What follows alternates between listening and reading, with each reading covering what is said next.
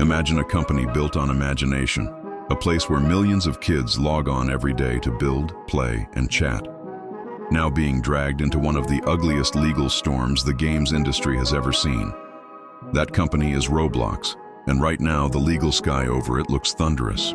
Over the past year, the platform has gone from being an almost untouchable cultural fixture to facing multiple state attorney general lawsuits, dozens of private claims alleging grooming and exploitation, and regulatory scrutiny that threatens both its business model and its public brand. This video breaks down why it feels, and in many ways is, nearly impossible for Roblox to escape the trouble it's in, and then, critically, offers a realistic roadmap for how Roblox can be saved. Yes, saved, not buried. There's a path forward, but it will require brutal honesty, deep structural change, and a willingness to sacrifice the parts of the product that now create legal and moral risk. Let's start with the facts. In the second half of this year, state attorneys general and dozens of private plaintiffs filed suits accusing Roblox of failing to protect children from grooming, explicit material, and other predatory behaviors. These are not a single, isolated case. Multiple states like Texas, Kentucky, and Louisiana have opened formal actions alleging that the platform deceives parents about safety and that its design and moderation systems enable predators to operate. One reputable wire service summarized that Texas joined other states and private plaintiffs in accusing Roblox of deceiving parents and allowing dangerous content to flourish. Those AG suits are backed up by detailed civil complaints from families and litigators, and some of those filings are long, granular, and damning, laying out alleged sequences where predators exploited the platform's social features, used in-game currency to groom victims, or leveraged game design to hide abusive activity. You can actually read some of these complaints. They're formal, legal narratives with specific dates, chat, logs, and allegations. For instance, a complaint filed earlier this year lays out claims of negligence and design defects against Roblox, and in a number of suits, other platforms named alongside it. Those filings matter. They're the raw material that prosecutors and juries will use to judge whether Roblox's systems were reasonably safe. Why does this feel impossible for Roblox to escape? Because these lawsuits stack together and attack core elements of Roblox's business model. They don't just say, "You failed to delete this one bad game."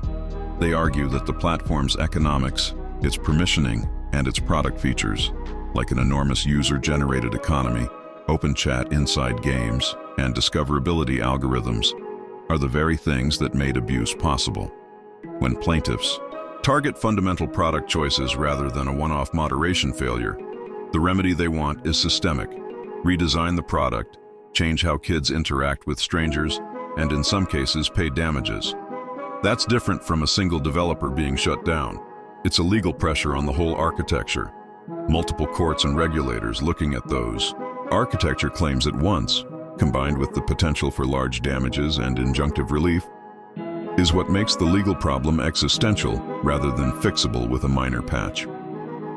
Reuters and other outlets have highlighted that the suits and AG actions unify into a much broader assault on the company's basic design. Add to that the reputational and international angle. Regulators and watchdogs in other countries are watching closely. Some nations have moved to restrict or block access to platforms over content or moral grounds, a dynamic that can quickly reduce user growth and revenue in key markets. Even if Roblox could somehow settle every US lawsuit, these kinds of international bans and political pushes create new frontiers of risk that require different remedies. Recent reporting shows that nations with different regulatory standards are not shying away from heavy action when they feel users, especially children, are at risk. That geopolitical pressure compounds the domestic legal risks and makes the climb back to normalcy steeper. Roblox's public posture so far illustrates another reason the situation is sticky. The company has repeatedly issued statements defending its safety record while acknowledging it is updating tools and policies. But statements alone don't stop lawsuits or fix design problems. Corporate responses that read as denials without sweeping product change can harden regulators' positions. Roblox's own public communications about litigation demonstrate the familiar corporate pattern: contest the claims, point to investments in moderation, and reiterate a commitment to safety, all while litigation proceeds. That's expected, but it's not sufficient unless accompanied by concrete, verifiable change. You can read Roblox's formal response to at least one AG suit where they say they won't comment on pending litigation, but try to correct what they label erroneous claims. The legal pendulum typically wants more than words. It wants demonstrable action and independent verification. So, short summary: stacked state AG suits, plus dozens, and growing, of private claims that target platform design plus hard public evidence in some complaints. A legal problem that is structural, not incidental. That's why the tone out there among legal analysts and many parents sounds fatalistic. This isn't just a recall. It's an audit of the company's DNA. But fatalism is not inevitability. There is a path to rescue. The company's resources, engineering talent, and global footprint mean it can reinvent itself, but only if it is willing to do the hard things. Here's a realistic rescue plan, a sequence of bold moves Roblox can make this week, this quarter, and over the next 12-24 months to transform legal risk into a manageable operating reality. I'll outline the tactical fixes, the governance changes, and the reimbursement and communication strategy that together could convince courts, regulators, and the public that Roblox has genuinely changed. Step 1. Immediate triage, days to weeks. Admit responsibility where it's warranted, announce a transparent external audit, and pause the riskiest features for under 13 users. When a platform is under legal siege, credibility matters. A credible, independent audit by child safety and privacy experts, with public terms of reference, signals the company understands the scale of the problem.